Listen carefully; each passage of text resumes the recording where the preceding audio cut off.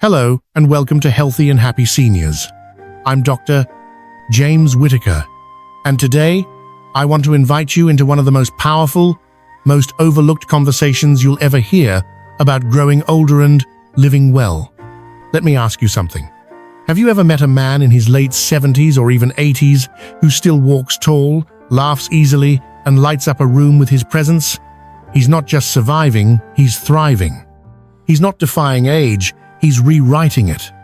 And then there are others men who once had that same spano feeling like shadows of who they used to be. Slower, quieter, dimming. Not because they gave up, but because they were told, that's just what aging looks like. Sit down, be still, fade out. But what if I told you something different? What if I told you that the real secret, the quiet, radical truth behind those men who still radiate vitality has nothing to do with a magic pill or a workout routine? What if it lives in a part of life we've been told to hide, ignore, or feel ashamed of? Yes, I'm talking about your relationship with your body, and more specifically, about self-pleasure. Now, I know that might make you shift in your seat. Maybe you even winced a little. I understand.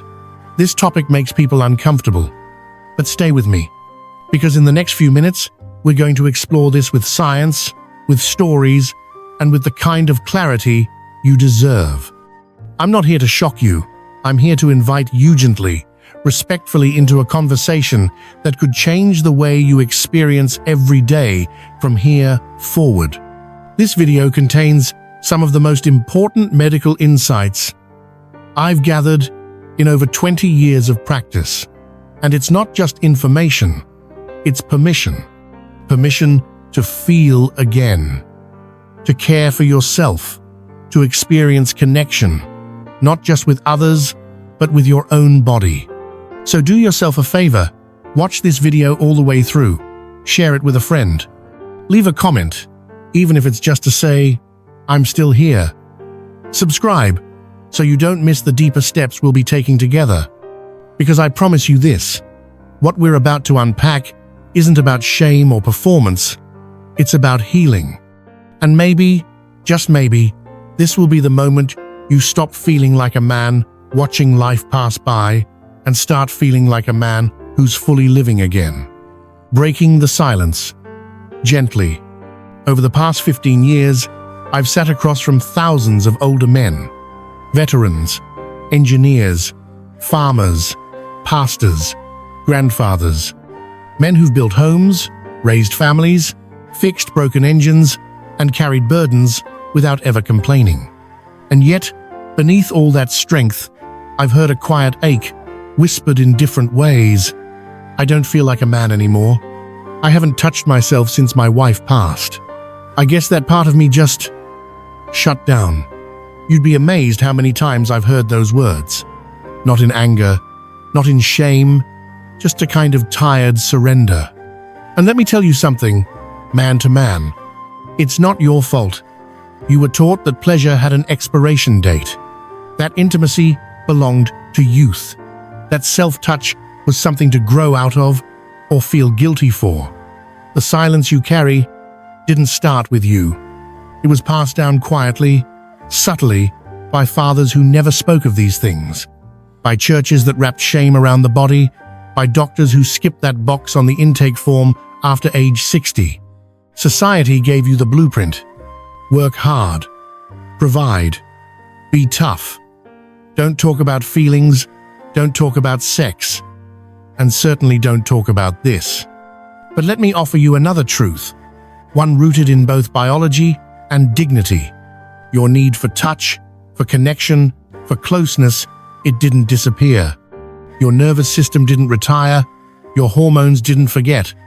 What changed was permission. At some point, you stopped believing it was okay to feel, to explore, to enjoy being in your own skin. And the cost of that? It's not just physical, it's emotional, psychological, even spiritual. Because when a man loses connection with his body, something deeper begins to wither. I once had a patient, let's call him Bill, who came in complaining of back pain and low energy. We adjusted his meds, did physical therapy, ran the labs. Everything looked fine, but something was missing. I finally asked him gently, respectfully, "Bill, when was the last time you felt truly present in your own body?" He went quiet for a long time, then said, "I think maybe 12 years ago, after my wife died. We talked. We peeled back the layers, the grief, the shame, the loneliness.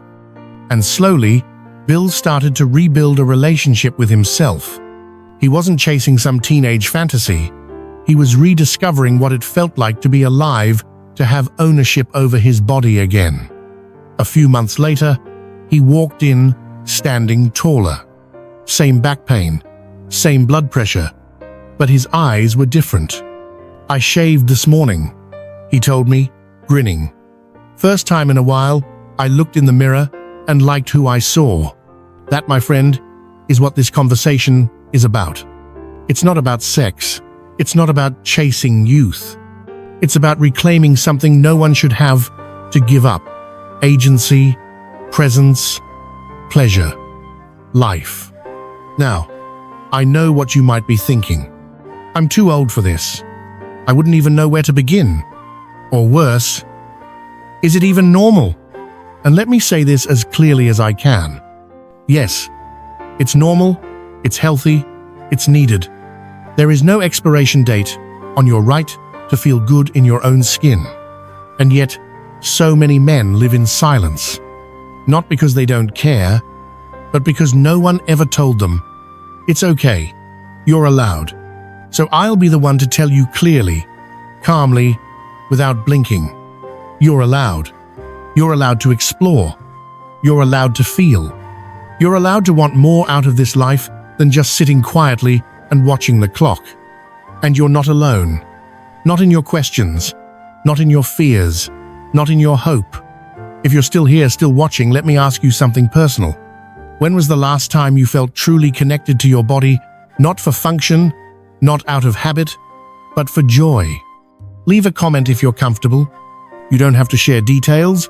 Just say, "I'm here," or "That's me," or "I'm ready." Because sometimes the first step toward reclaiming vitality is simply knowing you're not the only one who wants it back. The science of staying alive. Now that we've begun to gently break the silence around pleasure and aging, let's talk about the truth beneath it, the science. Because as much as this conversation is about emotion, dignity, and reconnection, it's also about your biology. And believe me, your body has been trying to speak to you. It hasn't given up. It's still wired for vitality, and when we honor that wiring, amazing things start to happen. Let's start with one of the most misunderstood hormones, testosterone. As men age, testosterone levels naturally decline, but that doesn't mean you're destined for weakness or disconnection. In fact, studies show that maintaining sexual activity, including self-pleasure, can help sustain healthier testosterone levels, particularly when paired with physical activity and stress reduction. A review in the Journal of Clinical Endocrinology and Metabolism, 2008, found that sexual activity stimulates short-term increases in circulating testosterone, which contributes to maintaining muscle mass, bone density, and mental sharpness in older men. Think of testosterone like a fuel source. The less you engage with your body, the more that system slows down. But when you reintroduce consistent, healthy activity, you help the system stay awake, the painkiller you already produce. Now, let's talk about endorphins, those feel-good chemicals your body makes naturally. During sexual stimulation or orgasm, your brain releases a cascade of endorphins that work similarly to morphine or opioids, but without the side effects. These chemicals reduce pain, improve mood, promote relaxation, help you sleep better. According to research published in the Archives of Sexual Behavior, 2012, men who engage in regular sexual activity report lower chronic pain levels, better stress tolerance, and reduced insomnia. One simple reason? Endorphins blunt pain signals and lower cortisol, your body's main stress hormone. So if you're struggling with joint aches, tension, or racing thoughts at night, the solution may not be in another pill, but in reconnecting with your own biology. The underrated power of oxytocin.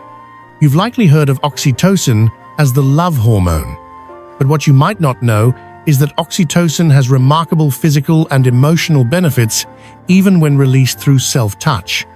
Oxytocin lowers blood pressure, slows heart rate, reduces cortisol, deepens the feeling of safety, connection, and calm.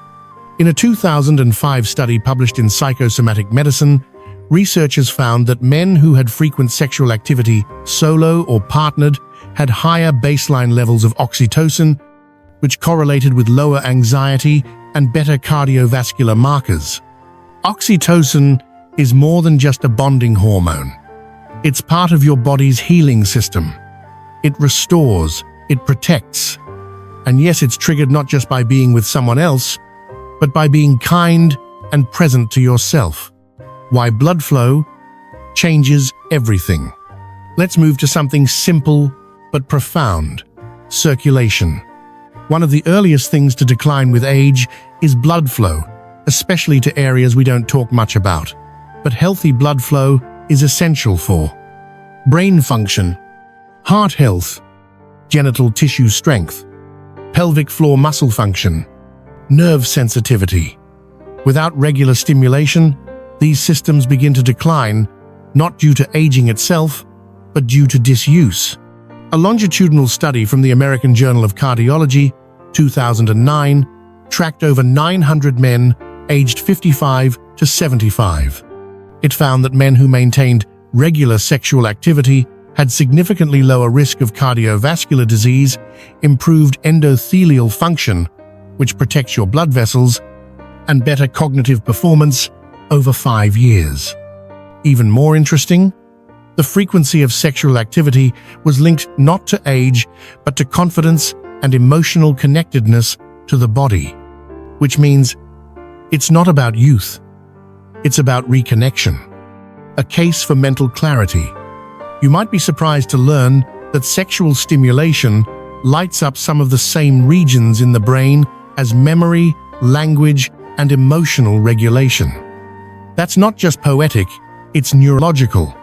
According to a study from Rutgers University, 2009, orgasm activates over 30 different parts of the brain, including those responsible for learning, emotional stability, and even spiritual experience. In other words, pleasure isn't just about release, it's about reintegration. It reminds the brain that you're here, that you matter, that your body is not obsolete, it's still alive. That's something I've seen firsthand in patients again and again. Ray's story: jazz, stroke, and reconnection. Let me tell you about Ray, a 76-year-old jazz musician who came to see me after a minor stroke. Physically, he was doing well in rehab, but something was off. "I don't feel like myself," he told me. "I can't feel rhythm anymore. Even music sounds flat." We did the usual, adjusted his medications, worked on sleep, but when I asked him gently about physical intimacy, even solo, he looked down and said, "I haven't done that in years. Thought it didn't matter anymore." But it did matter. And after we spoke, he gave himself permission to rediscover it. 6 weeks later, Ray walked in with a saxophone case in one hand and a smile in the other. "I'm playing again," he said, "and I think I found my rhythm back." It wasn't magic. It was biology in motion. And that's what your body is asking for. Not perfection, but participation. The prostate protection most men don't know about. Finally, let's talk about something critical to men's health: the prostate. Harvard researchers published a groundbreaking study in European Urology, 2016, that followed over 31,000 men for 18 years. They found that men who ejaculated at least 21 times per month, that's around 5 times a week, had a 33% lower risk of developing prostate cancer compared to men who ejaculated less than 7 times a month. That number isn't a prescription, it's a principle. Consistent ejaculation helps flush the prostate, maintain tissue elasticity, reduce congestion in the glands. This is not about indulgence, it's maintenance. Like brushing your teeth, like stretching your back, like walking daily to stay mobile. And yet, how many doctors have ever explained this to you with kindness and clarity? Let this be the first time. Final thoughts before we move on. You are not broken. You are not too old. And this is not about chasing some fantasy of your younger self. This is about owning who you are now, with every tool available to you, including science, story, and self-respect. Your body doesn't need to be perfect. It needs to be included. It needs to be invited back into your life, not ignored, not silenced, not shut down. In the next section, I'll share something I call the restoration ritual, a 5-step, easy-to-follow, medically sound guide for reawakening connection to your body. You won't need a prescription. You won't need fancy equipment. All you need is a little time, a little willingness, and a quiet space to begin again. But for now, I want to leave you with a question. When was the last time you did something kind for your body, not to fix it, but simply to honor it? Write it down, sit with it, and if you're ready, let's keep going. The restoration ritual, science-backed touch for reconnection. If you've stayed with me this far, I want to begin with one word: respect. Not for me, but for you. For the part of you that chose to listen instead of turning away. For the quiet courage it takes to sit with a conversation that many avoid for a lifetime. This next section isn't theory. It's a science-backed, doctor-developed practice I've shared with hundreds of older patients, and it's transformed not just their bodies, but their sense of self. I call it the restoration ritual. It's 5 simple steps, grounded in neuroscience, hormone research, pelvic health, and most of all, compassion. And I want you to hear this clearly. Touch is medicine, and you are still worthy of care, especially from yourself. Why a ritual? Why now? Let's start with a fundamental truth. Consistent, gentle sexual stimulation is not only emotionally healing, it's physiologically essential. Research published in the Journal of Sexual Medicine, 2010, found that older adults who engaged in solo or partnered sexual activity at least twice weekly had lower levels of systemic inflammation, fewer depressive symptoms, higher testosterone levels, improved cognitive performance on memory and attention tests. Another 2018 meta-analysis in gerontology and geriatric medicine confirmed that sexual engagement was significantly associated with better overall physical function and psychological well-being, independent age, income, or marital status. And most importantly, the benefits remained consistent, whether the intimacy came from partnered activity or mindful, solo touch. This isn't about indulgence, it's about maintenance. Like stretching, like physical therapy, like brushing your teeth. So now, let's begin. Step 1. Set the stage. Signal safety to your nervous system. The brain's limbic system, the emotional and threat processing center, plays a crucial role in sexual arousal and pleasure. According to a landmark neuroimaging study from Rutgers University, 2005, creating a sense of safety and comfort is essential to activate the parasympathetic nervous system, the part of your body responsible for rest, digestion, and arousal. Here's how to prepare. Find a quiet, private space. Even a locked bathroom with a folded towel and candle can become a sanctuary. Adjust lighting. Soft, warm light reduces cortisol and helps the body shift into a relaxed, receptive state. Use pillows. If you have arthritis or chronic back pain, support your knees, hips, or lumbar spine. choose silence or gentle background music.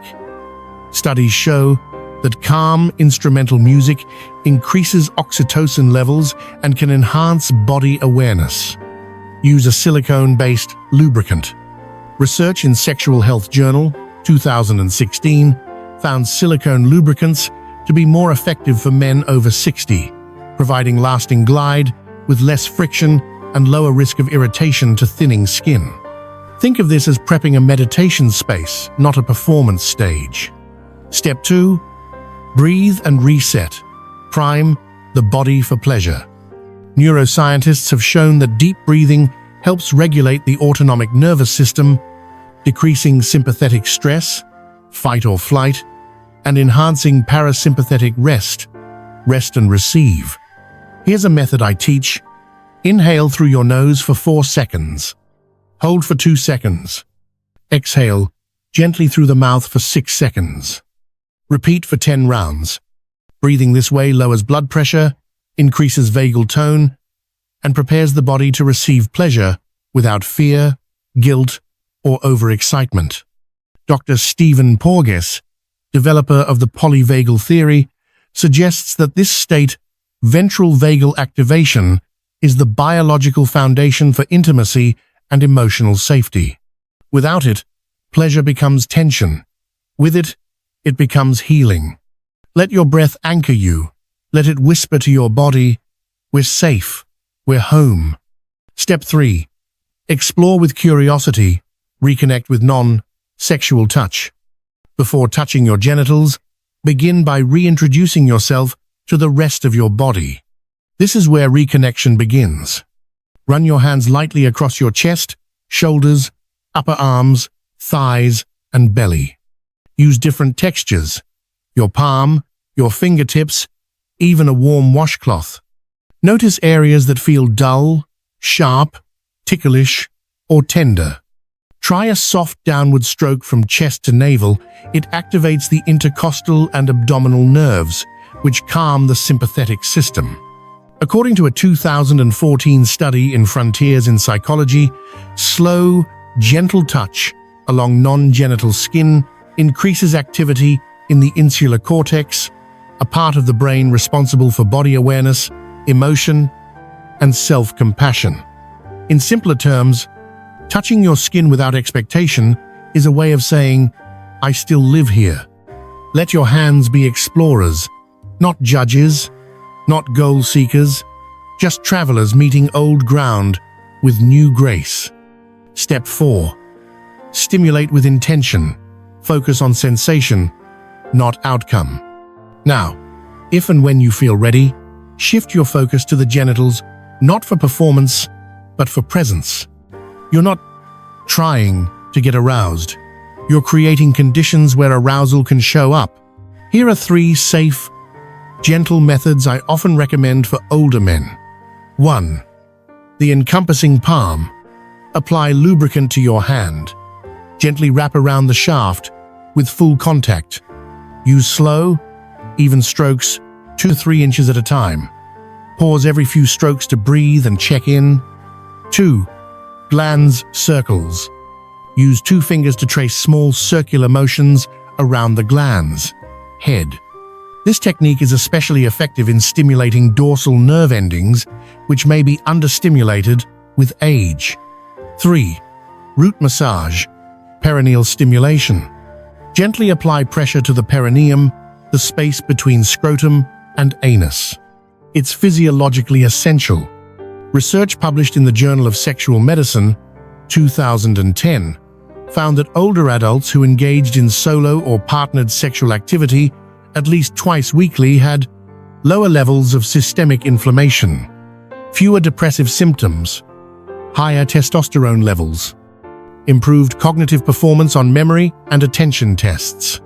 Another 2018 meta-analysis in gerontology and geriatric medicine confirmed that sexual engagement was significantly associated with better overall physical function and psychological well-being, independent age, income, or marital status.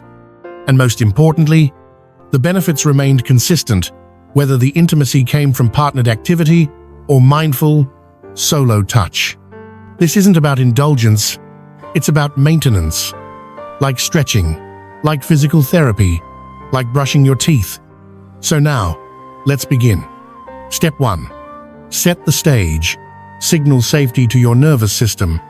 The brain's limbic system, the emotional and threat processing center, plays a crucial role in sexual arousal and pleasure. According to a landmark neuroimaging study from Rutgers University, 2005, creating a sense of safety and comfort is essential to activate the parasympathetic nervous system, the part of your body responsible for rest, digestion, and arousal. Here's how to prepare. Find a quiet, private space. Even a locked bathroom with a folded towel and candle can become a sanctuary. Adjust lighting. Soft, warm light reduces cortisol and helps the body shift into a relaxed, receptive state. Use pillows. If you have arthritis or chronic back pain, support your knees, hips, or lumbar spine. Choose silence or gentle background music. Studies show that calm instrumental music increases oxytocin levels and can enhance body awareness. Use a silicone-based lubricant. Research in Sexual Health Journal, 2016, found silicone lubricants to be more effective for men over 60, providing lasting glide with less friction and lower risk of irritation to thinning skin. Think of this as prepping a meditation space, not a performance stage. Step 2. Breathe and reset. Prime the body for pleasure. Neuroscientists have shown that deep breathing helps regulate the autonomic nervous system, decreasing sympathetic stress, fight or flight, and enhancing parasympathetic rest and receive. Here's a method I teach. Inhale through your nose for 4 seconds. Hold for 2 seconds. Exhale gently through the mouth for 6 seconds. Repeat for 10 rounds. Breathing this way lowers blood pressure, increases vagal tone, and prepares the body to receive pleasure without fear, guilt, or overexcitement. Dr. Stephen Porges, developer of the polyvagal theory, suggests that this state, ventral vagal activation, is the biological foundation for intimacy and emotional safety. Without it, pleasure becomes tension. With it, it becomes healing. Let your breath anchor you. Let it whisper to your body, "We're safe. We're home." Step 3. Explore with curiosity. Reconnect with non-sexual touch. Before touching your genitals, begin by reintroducing yourself to the rest of your body. This is where reconnection begins. Run your hands lightly across your chest, shoulders, upper arms, thighs, and belly. Use different textures: your palm, your fingertips, even a warm washcloth. Notice areas that feel dull, sharp, ticklish, or tender. Try a soft downward stroke from chest to navel. It activates the intercostal and abdominal nerves, which calm the sympathetic system. According to a 2014 study in Frontiers in Psychology, slow, gentle touch along non-genital skin increases activity in the insular cortex, a part of the brain responsible for body awareness, emotion, and self-compassion. In simpler terms, touching your skin without expectation is a way of saying, "I still live here." Let your hands be explorers, not judges, not goal seekers, just travelers meeting old ground with new grace. Step 4. Stimulate with intention. Focus on sensation, not outcome. Now, if and when you feel ready, shift your focus to the genitals, not for performance, but for presence. You're not trying to get aroused. You're creating conditions where arousal can show up. Here are 3 safe, gentle methods I often recommend for older men. 1. The encompassing palm. Apply lubricant to your hand. Gently wrap around the shaft with full contact. Use slow, even strokes, 2 to 3 inches at a time. Pause every few strokes to breathe and check in. 2. Glans circles. Use 2 fingers to trace small circular motions around the glands. Head. This technique is especially effective in stimulating dorsal nerve endings, which may be understimulated with age. 3. Root massage. Perineal stimulation. Gently apply pressure to the perineum, the space between scrotum and anus. Rigid masculinity ideals or emotionally distant father figures. But modern psychology is clear. Shame-based suppression of natural impulses increases anxiety, depression, and social withdrawal in older adults. A 2019 study in Clinical Gerontologist found that seniors who held negative beliefs about sexuality were twice as likely to report loneliness and dissatisfaction with life, even when physically healthy. Touching yourself is not shameful. Suppressing your basic humanity is. You were born with this body, and you will carry it until your last breath. To care for it with respect and gentleness is not selfish. It's sacred. Myth number 4. What if someone finds out? Let's be honest, privacy matters, especially if you live with children, grandchildren, or in assisted living. But I want to tell you something that might shift your thinking. There is nothing about this practice to be ashamed of and everything to be proud of. You are managing your hormone health, caring for your circulation, supporting prostate function, protecting your emotional well-being, and keeping your mind sharp. That is not something to hide. That is something to honor. I'm not saying you should announce it to your family, but I am saying you should never apologize for taking care of your body. And remember, privacy isn't always a room. Sometimes it's a time, a quiet morning, a shower after dinner, a moment before bed when the world goes quiet. Claim that moment. You deserve it. A patient's story. George, 79. Let me tell you about George, a retired high school math teacher, married for 52 years, faithful, kind, grieving the death of his wife. He told me, after she passed, I stopped everything. I didn't touch myself, didn't even look in the mirror. I thought maybe that part of life was over. He wasn't depressed, just numb. The spark was gone. His body was a machine he used, not a place he lived. I gave him my ritual. We met a month later. He said, I tried it. I cried, not because it was sexual, but because it was me. For the first time in years, I felt like I was still here. That's what this is about. Not about lust, not about proving anything, but about reminding yourself that you still matter. Rewriting the script, from fear to permission. Let's reframe those inner thoughts. I'm too old. I'm experienced and still evolving. I can't perform. I can still feel. That's enough. This is wrong. This is care. This is connection. It's too late. It's never too late to come home to myself. You don't have to want the way you did at 25. You don't need fireworks. You need warmth, presence, a reason to stay in your own skin a little longer. You can give that to yourself. Starting today, what you can do next. 1.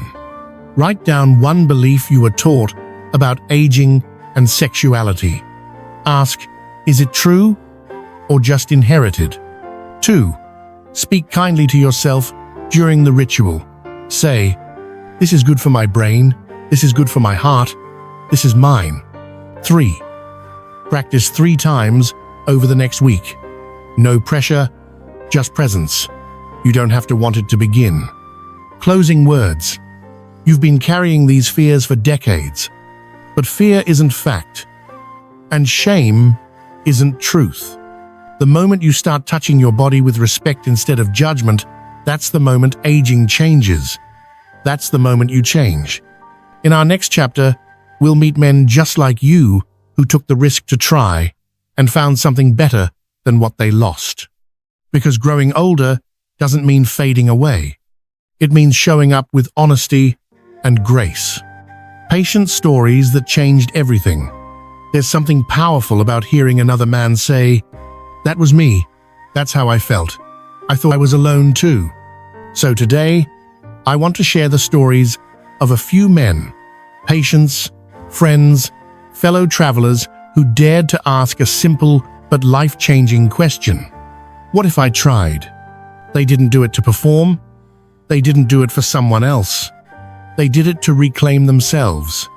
And in doing so, everything began to shift. John, 71, the mechanic who stopped feeling like a man. John worked with his hands for 45 years, ran a small garage in Pennsylvania, raised 2 boys, married to his high school sweetheart. When she passed after a long illness, something in him shut down. He told me during a routine blood pressure visit, "Doc, I'm not depressed. I just feel blank, like I'm driving a truck with no engine." We adjusted meds, checked his labs, nothing serious, but something deeper was missing, not physical, but relational. His relationship to himself had gone quiet. He hadn't touched himself in years, not out of shame, but because, in his words, "What's the point? I'm not 30 anymore." I gave him the restoration ritual. No pressure, just permission. A month later, he came back with oil-stained fingers and something new in his voice. I fixed the lawnmower for no reason, just because I wanted to again. We laughed. And then he added, quietly, "I'm starting to feel like a man again. Not because I'm doing anything wild, but because I'm not invisible to myself anymore." Raymond, 79, jazz musician who lost his rhythm. Raymond came to me after a minor stroke. He was stable, recovering well, but something else was wrong. I don't feel connected, not to the saxophone, not even to music. This man had played at weddings, jazz bars, military bases. Music was his lifeblood. We spoke about the mind-body connection, about how trauma and aging can numb not just movement, but identity.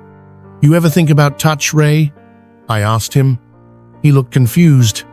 "You mean sex?" "Number, I mean you. Being with you. Being in your skin again." He took the ritual home. Weeks passed. When he returned, he brought his saxophone. "I started playing again, Doc. My fingers know where to go now. So does the rest of me." What did Raymond rediscover? It wasn't just arousal, it was attunement. In neuroscience, we call it reintegration, when dormant neural pathways reactivate through sensation and attention. Touch brought him back to rhythm. Not music, not youth. Rhythm with himself. George, 84. The faithful husband still mourning. George had been married for 52 years. When his wife died, he grieved fully, quietly, and completely shut down. "We shared everything," he said. "Without her, I didn't even think about that part of life anymore." I asked gently, "Do you miss her touch, George, or your own?" He paused. "Both. But mostly, I just feeling." He felt guilt. As a man of faith, he'd been taught to see self-touch as wrong, juvenile, indulgent. But when we reframed it as a sacred act of self-care, everything changed. He began small. Just the breathing, the reflection, the non-sexual touch. He came back 3 weeks later, voice steadier. "I cried when I first touched my chest. I hadn't realized how long I'd gone without being human."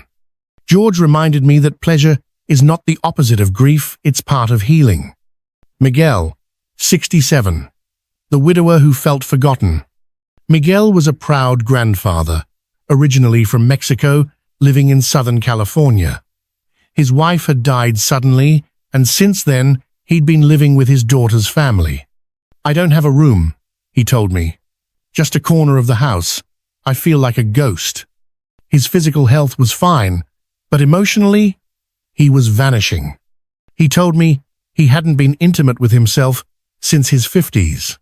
"There's no time, no space, and even if I had them, I wouldn't know how. So we adapted the ritual. We created a new version for privacy-constrained environments. 10 minutes in the morning bathroom routine, simple breath and touch. Warm shower as the stage. Silent self-reflection in bed afterward. 2 months later, he came in for a checkup, hair trimmed, skin glowing. I feel like I'm walking in my own life again, he told me. Miguel's story is proof. You don't need a mansion to reconnect with yourself. You need intention, a towel, a quiet mind, a little time, science in their stories. What connects these men isn't desire, it's permission, and the science backs it up. A 2021 article in Current Sexual Health Reports found that when older men engage in regular, mindful sexual self-touch, cortisol levels decrease, testosterone temporarily rises, oxytocin increases circulation and sleep quality. Neural activity in the brain's default mode network, responsible for self-awareness and memory, becomes more synchronized. Translation: they feel more like themselves again. Not because of magic, but because of measurable, biological shifts brought on by conscious, connected self-touch. And the most powerful shift of all? They stop feeling like they're disappearing. What these stories reveal: these aren't stories about sex. They're stories about reclamation. Each man thought it was too late, felt disconnected from his body, feared judgment, failure, or shame. And yet, each one found his way back to sensation, presence, confidence, and peace, not overnight, not perfectly, but steadily through breath, touch, kindness, and the simple courage to begin. If you see yourself in these stories, you're not alone. This journey, this quiet, personal, powerful return to yourself isn't something you have to do perfectly. You just have to start. Even if it's one breath, one moment, one hand resting gently on your chest, saying, "I'm still here, and I still matter." The ripple effect of reconnection. By now, you've heard the science. You've felt the emotion. You've walked beside men who chose not to disappear. But maybe you're still wondering, will this really change anything? Let me show you how something as private, as seemingly small as mindful self-touch can create ripples across every part of your life.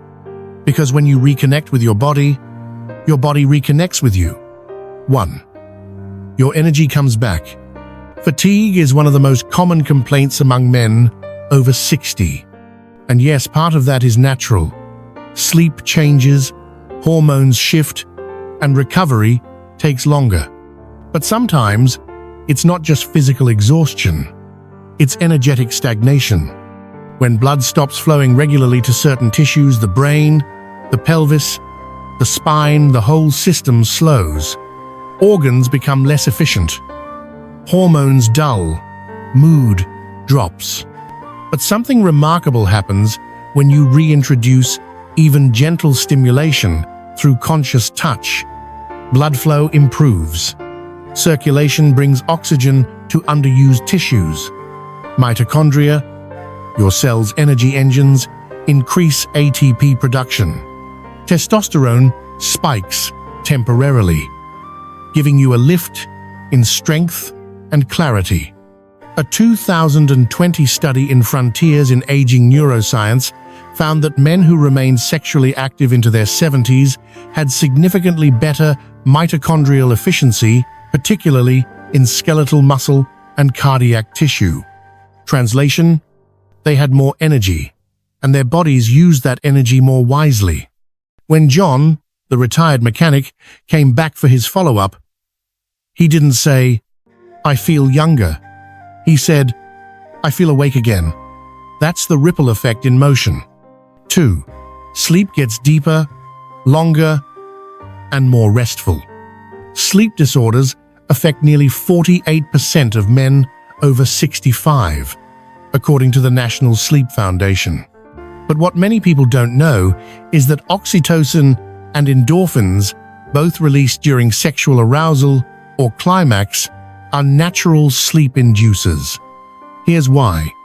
Oxytocin reduces stress by lowering cortisol levels.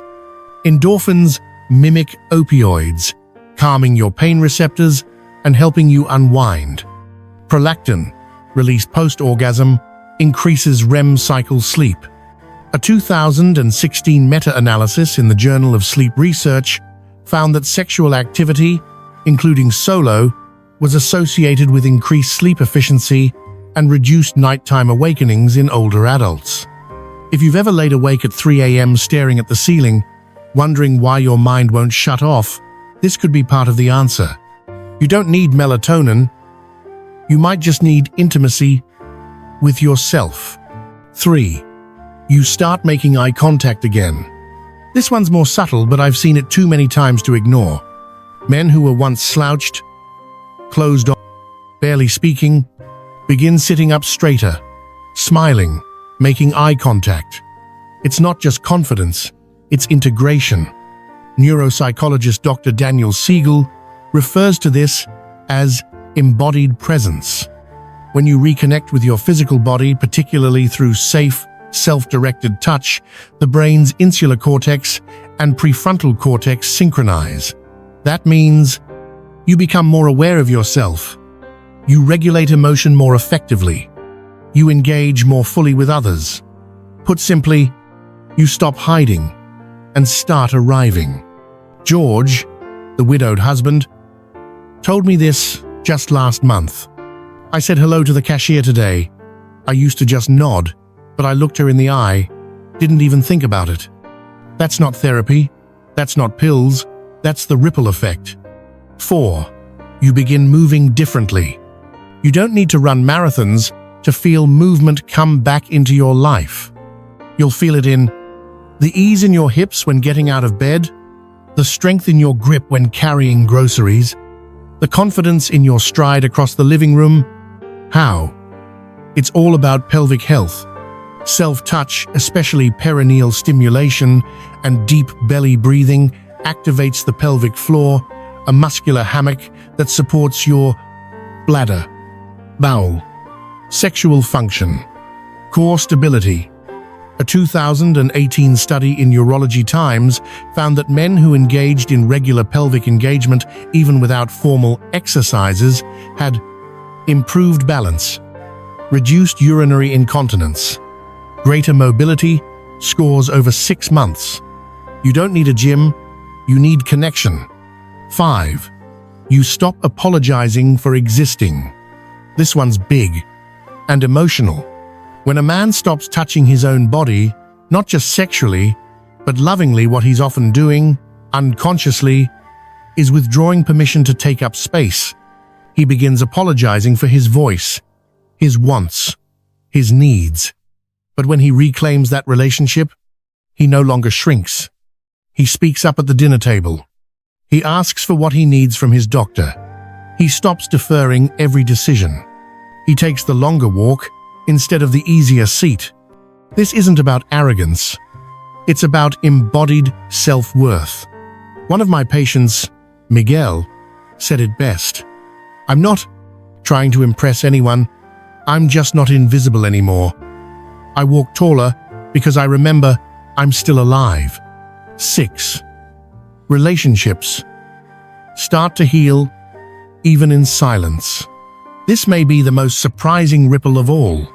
Some men come back to me and say, "Doc, I didn't even tell my family what I'm doing, but somehow everything feels lighter at home." Why? Because when you feel more whole, you carry less resentment, less tension, less bitterness. You respond instead of react. You breathe instead of bark. You listen instead of shutting down. You may not even say the words, but your energy changes. That is biological empathy regulated by the mirror neuron system in your brain, which responds to the emotional states of others. When your system becomes calmer, it regulates the room around you. Healing yourself quietly sends ripples into the people you love. One gentle warning: don't rush the ripples. These ripples take time. Some will be fast, like better sleep. Others will take weeks, like confidence or mobility. But every session, every breath, every slow moment of kindness toward your body is accumulative. It's not just what happens in the ritual, it's what happens after in the way you walk through life. This isn't a trick, it's a transformation. The next step. By now, you've heard the stories, you've learned the science, you've seen what's possible. So here's what I want you to do this week. Practice the ritual at least once, even if it's just steps 1, 3. Take note of one ripple afterward. Did you sleep better? Laugh more? Walk taller? Write it down. Anchor it.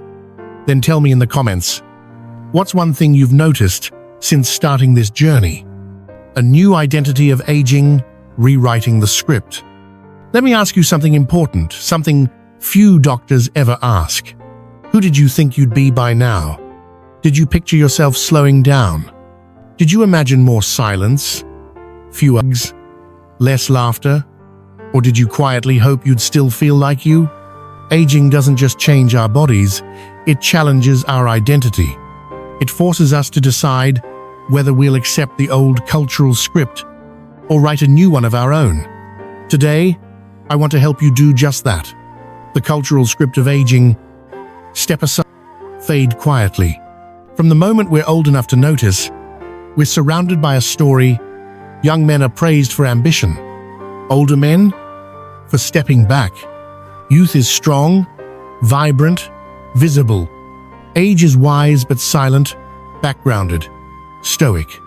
But here's the danger of that narrative. It shrinks us before we're done living. In my practice, I've seen men in their 60s and 70s start to vanish, not because of illness, but because they stopped believing they could still become someone new. They were taught that curiosity ends after 50. That touch is for the young, that their value is based on productivity, not presence. But what if that's all wrong? The science of self-renewal in later life. Neuroscience has made something very clear in recent years. The brain remains plastic well into our 80s and beyond. In other words, you can change your habits, your emotional responses, and even your identity far later in life than we ever thought possible.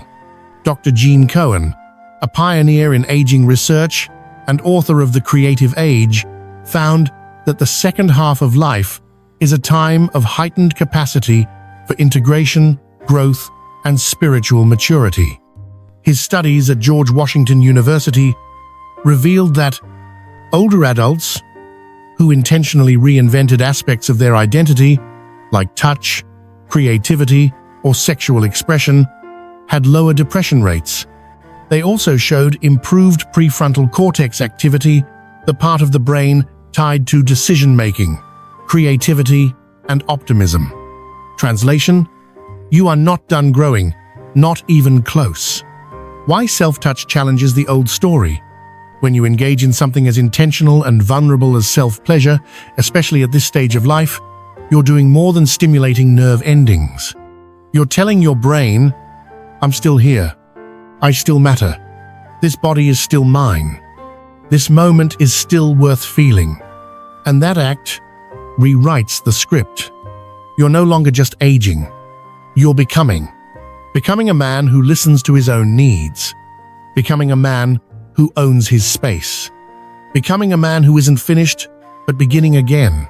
Letting go of who you were. Now, here's something I tell every man who walks into my office. Let go of trying to get back to who you were. The past has wisdom, but it is not your home. Your 30s, your performance, your speed, your strength, they were chapters, but they are not the title of your story.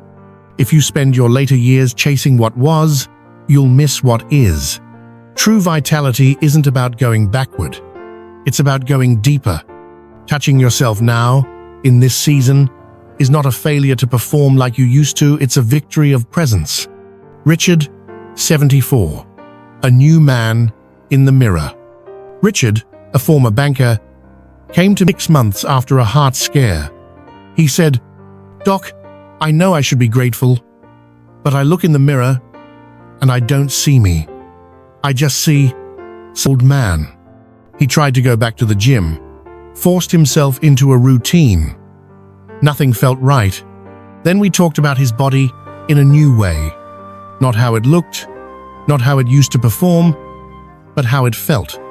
I offered him the restoration ritual. He was skeptical. He told me, "I haven't touched myself since the Clinton administration." 2 weeks later, he walked into my office. Not bragging, but grounded. He said, "It wasn't sexy. It wasn't even easy. But I looked in the mirror yesterday and I nodded. Like, okay, that's me. I'm still here." That's reinvention. That's a new script. Creating a new identity around aging. Let me give you a few prompts. If you're journaling or just reflecting, try completing these sentences. At this stage of life, I give myself permission to. I no longer believe that aging means. One part of my body I am learning to appreciate is I am becoming a man who. These aren't just exercises, they're neurological resets. Each time you write, speak, or reflect this way, you're helping your brain build new associations with age, touch, worth, and identity. You're literally carving a new path forward. Aging is not a cliff, it's a continuum. In Western cultures, aging is often treated like a cliff. You reach 65, and you fall, quietly, privately, alone. But in many Eastern and indigenous cultures, age is a cumulative power. In Okinawa, Japan, home to some of the longest living men on Earth, elders are still active in the community, sexually expressive, emotionally vibrant. Why? Because they aren't taught to disappear. Their society doesn't say, "You're finished." It says, "You've become someone worth listening to." You can carry that belief into your life starting today. If you want to begin again, start with one of these simple identity rituals. Mirror ritual. Each morning, look at yourself in the mirror and say, "This is a man who's still growing." Touch of thanks. Place your hand on your heart or thigh and say, "Thank you for staying with me." Even one gentle gesture can shift how your brain sees aging. Silent affirmation. Before sleep, whisper to yourself, "This body is not done. I am not done." These aren't silly. They're science. They help rewire the subconscious story that aging equals decline. Final thoughts. You don't need to be who you were. You don't need to prove anything. You don't need to perform youth. But you do need to stay connected to your breath, your body, your story, and the man you're still becoming. The restoration ritual isn't just a technique, it's a declaration that you are still allowed to evolve, to desire, to be seen, even if just by yourself. Letters from the heart. Men took the risk. Sometimes, the most powerful proof isn't in charts or studies, but in real voices. Men who said yes to something new, who weren't sure, who almost didn't try, but who did, and then wrote to tell me what happened. Today, I want to read you some of their letters. All names have been changed, but the stories, the emotion, the breakthroughs, they're real. Letter number 1. Tom, 76. For the first time, I feel proud again. Dr. Whitaker, I wasn't going to write this. I didn't think there was anything worth saying. I'm 76, widowed, Vietnam vet, not a guy who talks about feelings. But I watched your video one night around 11 p.m. Everyone else was asleep. I was just tired.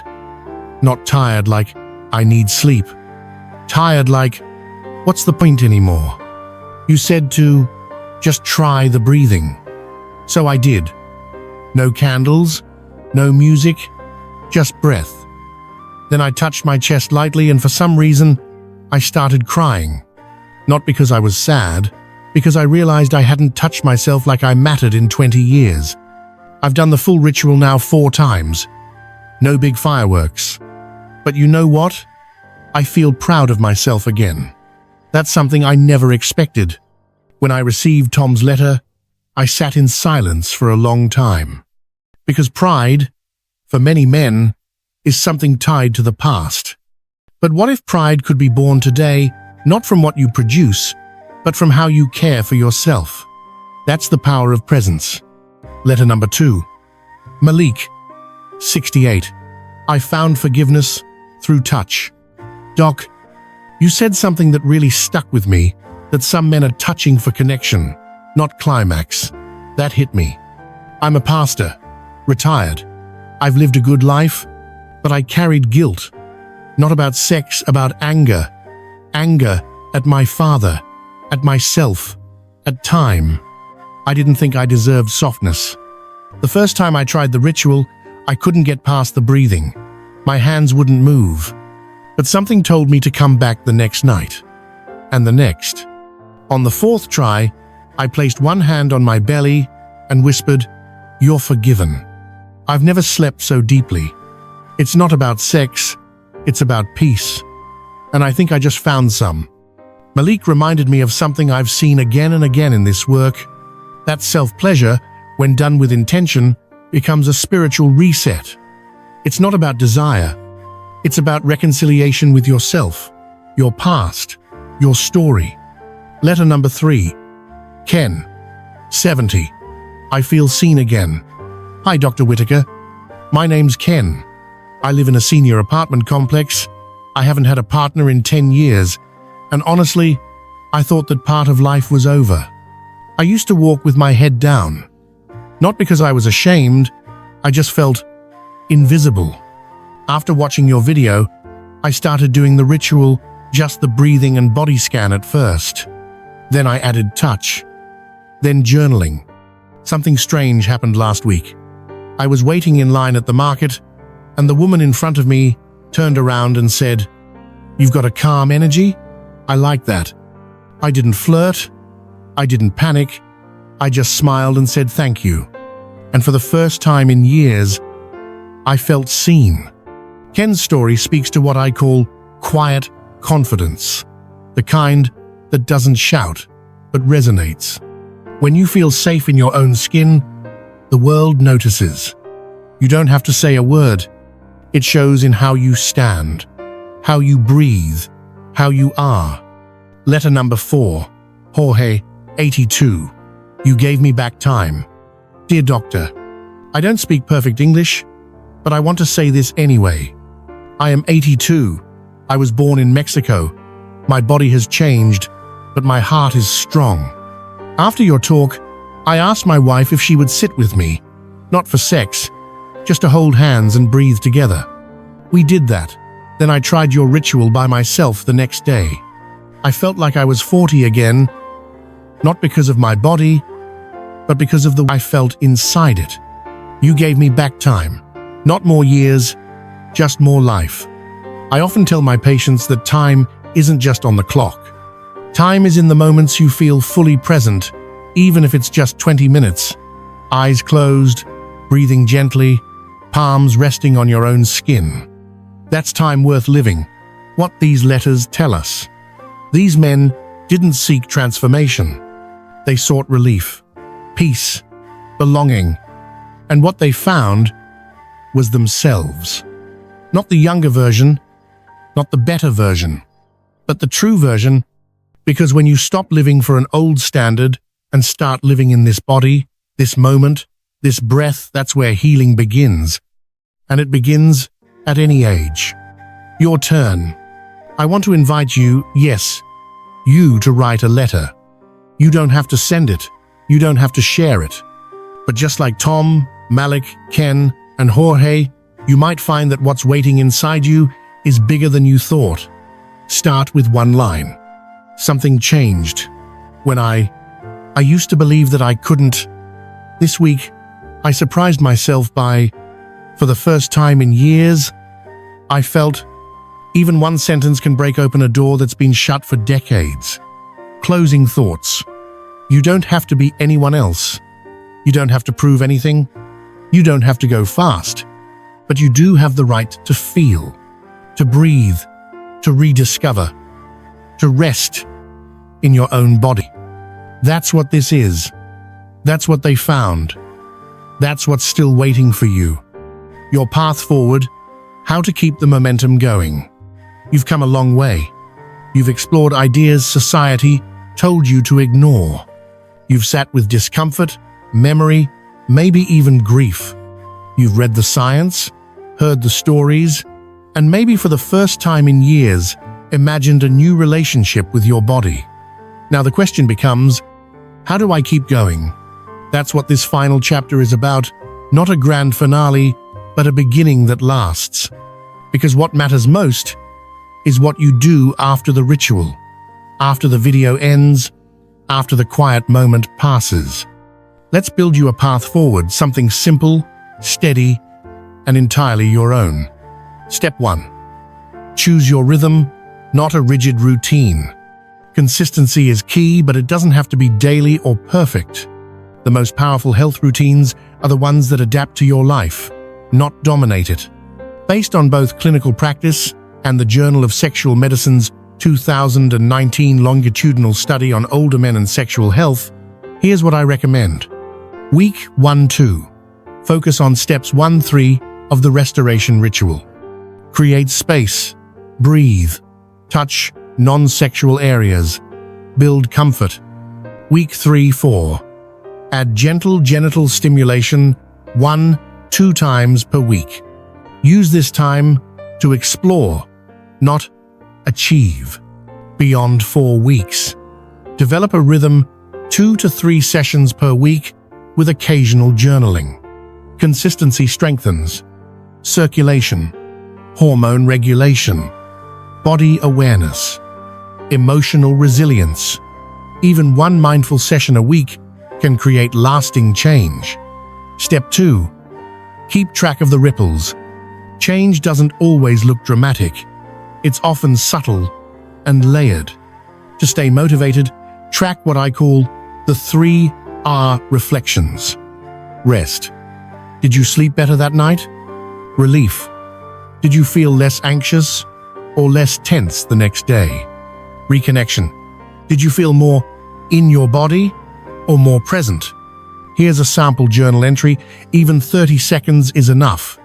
Breathed for 5 minutes. Touched my belly, felt warmth, fell asleep easier. Small notes like this help retrain your brain to notice progress and remind you that this is working, even when it's quiet. According to Dr. Rick Hanson's research on neuroplasticity, what we pay attention to with consistency literally rewires the brain. That means every reflection is a building block of change. Step 3. Plan for real-life obstacles. Even the best rituals meet resistance. Let's prepare for it. Obstacle: I live with others and don't have privacy. Try early morning in the bathroom. A warm, intentional shower with light touch and breath. Ritual before bed with headphones and white noise. Obstacle: I feel disconnected and numb. Begin with breathwork and non-sexual touch only for 2-3 weeks. According to somatic experiencing research, safety precedes sensation. Trust the process. Sensation will return on your timeline. Obstacle: I lose motivation. Join a community, subscribe to this channel, leave a comment, or email me even if it's just to say, I'm still trying. You don't have to do this alone. Step 4. Turn ritual into lifestyle. What happens during the ritual is powerful, but what happens because of it, that's where the magic unfolds. Here's how to expand the mindset of self-connection into daily life. Mornings. Start your day with one hand on your chest and one intention. I will listen to my body today. Meals. Eat without rushing. Feel the texture. Breathe between bites. Pleasure isn't just sexual, it's sensory. Movement. Walk slowly, swing your arms, breathe deeply. This isn't just exercise, it's living inside your body. Evenings. Before bed, Thank your body, out loud or silently. It's carried you through another day. This is what it means to be fully embodied. And science supports this. Harvard's Mind-Body Connection in Aging report, 2021, showed that seniors who incorporated body awareness rituals had lower blood pressure, improved memory retention, greater optimism, reduced use of sleep and pain medication. Step 5. Invite others into your healing quietly. You don't have to explain your ritual to anyone. But what if you invited someone to your healing energy? A partner to breathe with you for 5 minutes? A friend to walk beside you in silence? A grandchild to hold your hand while watching television? Yourself to be present in your own presence. Healing isn't always touch. Sometimes it's how you show up. The calmer, more integrated you become, the safer everyone around you feels. What if you fall off? You will. We all do. That's not failure. That's reality. Life gets loud. Grief returns. Habits fade. But remember this. You already started. That's the hardest part. Your body remembers. Even if weeks go by, you can restart anytime, even now. The man who returns is stronger than the man who never began, because he knows what's possible and he knows he deserves it. A letter to your future self. Before we close, I want to invite you to write a letter, not to me, but to you. Write to the version of you 6 months from now, a year from now. Tell him why you started, what you've learned, what you hope he never forgets. Even just 3 lines can become a lighthouse for your future. Here's an example. I began this because I was tired of feeling numb. I learned that my body still matters. Please remember, don't disappear. Show up. You're still here. Tape it to your mirror. Slip it in a drawer. Read it when doubt creeps in. Because this isn't about temporary transformation. It's about returning to yourself again and again. Final words from Dr. James Whitaker. If no one has told you this lately, let me be the first. You are not done. You are not broken. And your story is far from over. This video series was never about sex. It was about wholeness, about waking up each day and saying, "This is my body, this is my breath, and I am still allowed to feel joy." You deserve that. You always have. So, whether you've just started or you've been walking this path for years, I want you to know I'm proud of you. Your body thanks you. And somewhere, maybe quietly, the world is better because you chose to stay connected. Want more guidance, connection, and support? Subscribe to Healthy and Happy Seniors. Leave a comment below, even just, "I'm here." You never know who might read it and realize they're not alone. Until next time, I'm Dr. James Whitaker, here to remind you, don't just add years to your life, add life to your years.